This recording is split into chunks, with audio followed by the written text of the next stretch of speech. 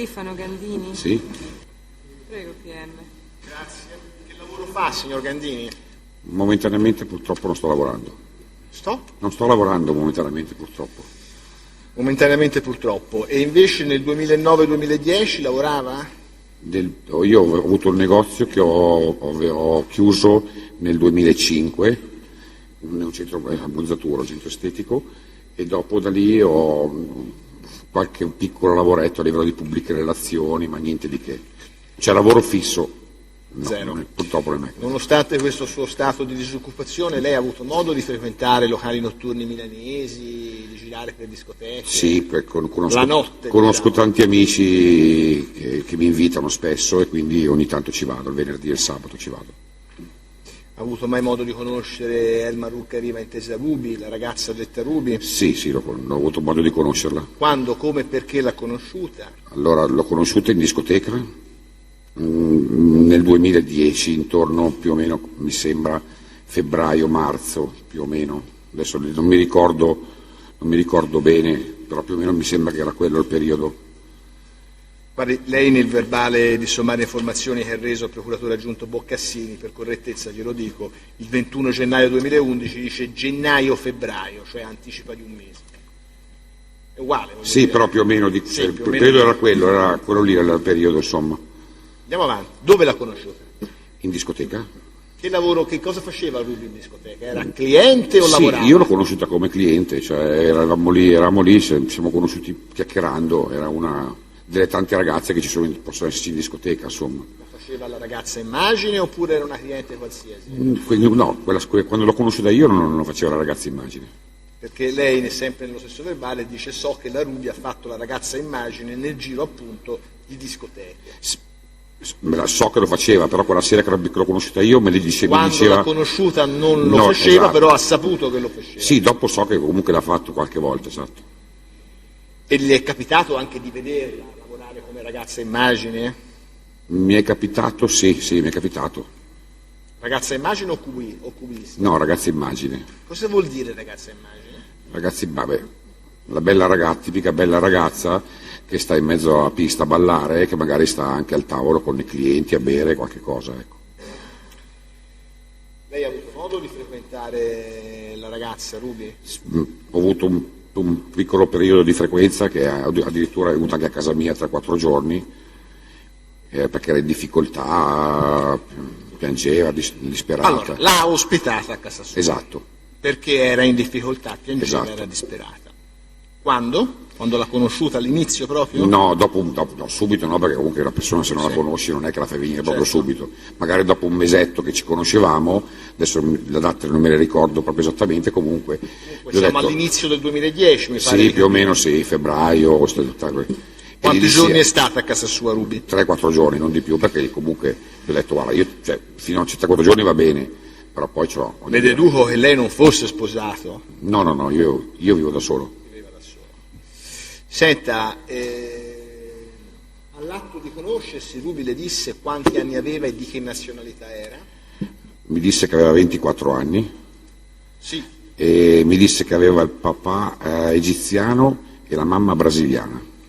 Fece riferimento Ruby a presunti legami parentali con l'ex rais egiziano Mubarak. Sa cos'è il rais, il presidente? No, a me non ha mai fatto nessun riferimento. Senta, com'è andata questa sia pur breve convivenza con Ruby a casa sua? Tranquilla, no? Lei si è comportata bene, io pure, quindi non abbiamo mai toccata con un dito, oltretutto, quindi una cosa molto tranquilla, però dopo 2 o 3 giorni ho detto ascolta, trovati una sistemazione, non sei la mia fidanzata che puoi stare qui. Lei non ha avuto rapporti intimi con Mai. Ruby? Perché lei dice era una ragazza di 24 anni che viveva tranquillamente da sola, in teoria, niente. Mai. Ruby glieli propose i rapporti? Mai proposti. In questa sua frequentazione Ruby le ha mai parlato del presidente Berlusconi? Mai. Non le ha mai parlato del presidente Berlusconi. Il 28 febbraio 2011 alle ore 0:11 dall'analisi del tabulato pertinente l'utenza in uso a Elma Rucca-Riva risulta una conversazione tra lei e Ruby La ragazza, dagli accertamenti fatti da questo ufficio, risulta in una zona compatibile con la residenza del Presidente del Consiglio ad Arcore. Compatibile. Cioè la cella radiobase è quella. No. Allora, la vostra conversazione dura 108 secondi. Lei ricorda in questa lunga conversazione che cosa vi siete detti? Quando mi capitava che lei mi chiamava magari di sera o di notte, era per dirmi dove sei? Ora magari dicevo guarda sono al Karma, sono al Tocqueville, sono...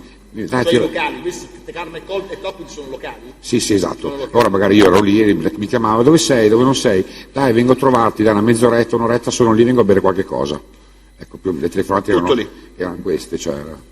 Senta, ma lei ha mai visto macchine importanti con autista venire a prendere e portare Ruby? No, mai. Le ha mai parlato di Lele Mora?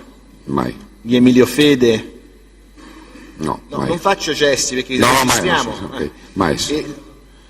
E lei ha mai saputo che Ruby fosse minorenne, come in effetti era? E purtroppo no, io non lo sapevo, perché poi quando mi ha detto che aveva 24 anni. Non le ha mai chiesto i documenti lei? No. Grazie, non ho altre domande. Prego le difese per l'esame e il controesame. Siete invitati a fare anche l'esame. Cosa? È un test comune. Sì, beh, noi facciamo però soltanto il controesame con il solito... Il tribunale si riporta all'ordinanza emessa la certo, scorsa noi ci udienza. riportiamo alle solite cose. Però intanto cominciamo a fare questo poco di controesame. Buongiorno. Senta, lei raccontò qualche cosa anche dei rapporti con la sua famiglia, Ruby, perché lei dice che ha detto che il padre Sì. era egiziano, la mamma brasiliana. Le disse qualcosa di più del padre? Ma allora, mi disse che aveva avuto dei problemi per quanto riguarda la religione col papà, che lui mi sembra che fosse musulmano, invece lei si era convertita al cristianesimo e quindi aveva avuto problemi col padre. Di questo mi ricordo che mi aveva accennato qualcosa. E null'altro? No, null'altro. Guardi, per il suo ricordo, a pagina 4 del suo verbale, lei ha detto, mi disse che aveva avuto problemi con il padre, era di origine araba, avevano litigato per questioni di religione perché lei si era convertita al cattolicesimo e per questa ragione mi mostrò anche delle ferite che aveva sì, in è vero, testa, vero. dicendomi che il papà le aveva tirato in testa olio bollente. Sì, lei aveva, infatti aveva sotto i capelli aveva una bruciatura che copriva con i capelli chiaramente. Senta, le disse anche se la famiglia, cioè la madre, la aiutava in qualche modo?